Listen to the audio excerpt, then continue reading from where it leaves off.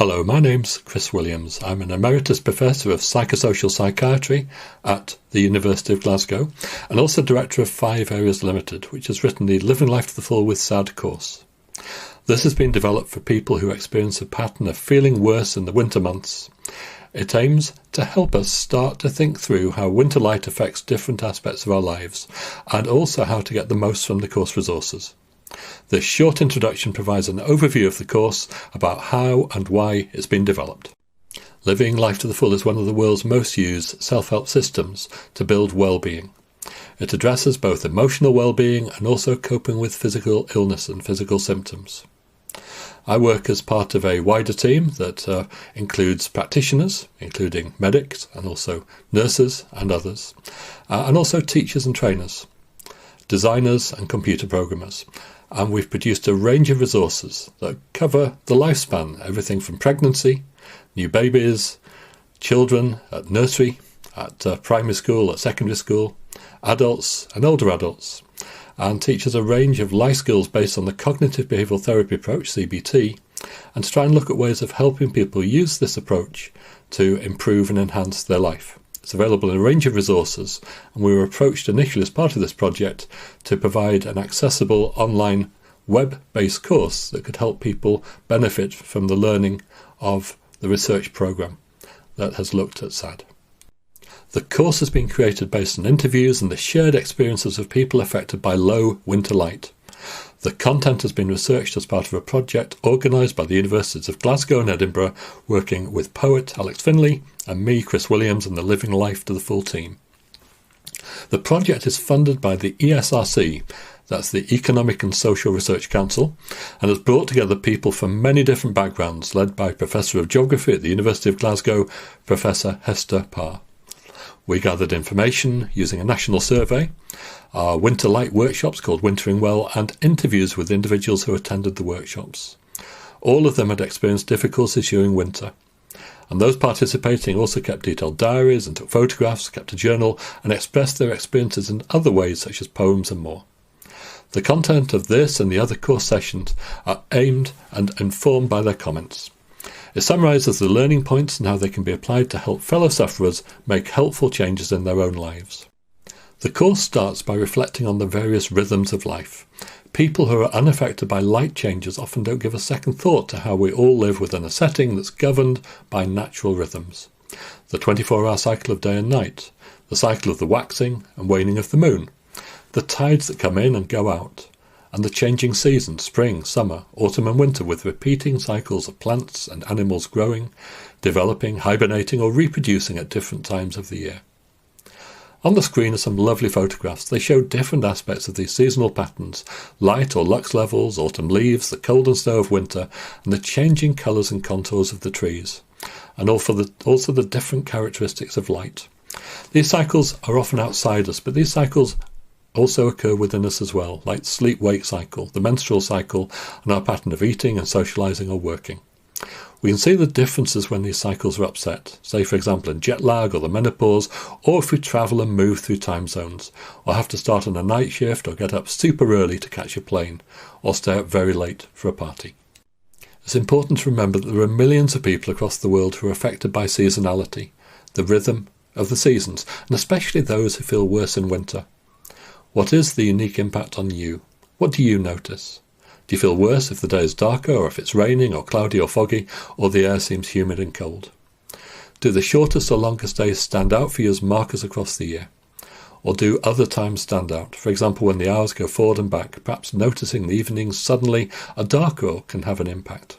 But does this affect you even before those changes occur? For example, anticipating with dread the changes of the hours and the early winter nights and poorly lit mornings. When you look back on the hardest season for you, do you remember only the harder parts, the low energy or the struggle, the poor sleep, or how hard it made work? Or can you also remember some of the good things that happened to you? Does each autumn start with a sense of dread that winter is only a season away? Our team has produced a number of summaries that captures the experiences of our winter workshop partners. They're summarised as standalone modules and also as summary sheets in the linked courses on lived experience. But what about you? One of the most helpful and widely recommended approaches to help people make sense and understand their SAD experiences is an approach called cognitive behavioural therapy, or CBT. We're using that approach here.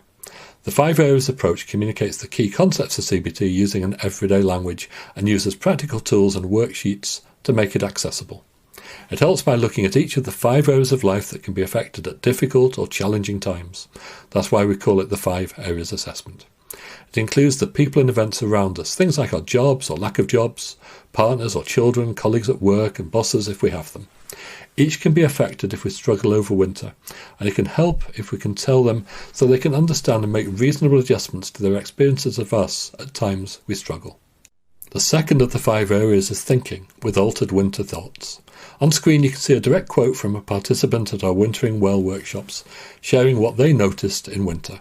And of course, if our minds are filled with negative thoughts, they make us feel worse, and it's easy for us to get caught up in a vicious cycle that spins and can make us feel worse and worse. What about you? What do you notice in your life? The third of the 5 areas is altered winter feelings. If we sit worrying about these unhelpful thoughts, then how might that leave us feeling emotionally? Perhaps anxious or low, and here are some of those altered feelings, and you can see on screen that the cycle's starting. Again on screen you can see a direct quote from a class participant. Again, what about you? What altered feelings do you notice? The fourth of the 5 areas is altered winter bodily sensations, because strong emotions often lead to changes in how we feel in our bodies. So what changes do you notice in your body when you're feeling worse over winter? Sometimes stress can drain us physically, making us feel tired or even ill. We might be unable to settle, perhaps restless, perhaps physically tense, unable to relax so we don't sleep well. Then the next morning we get up still yawning and irritable.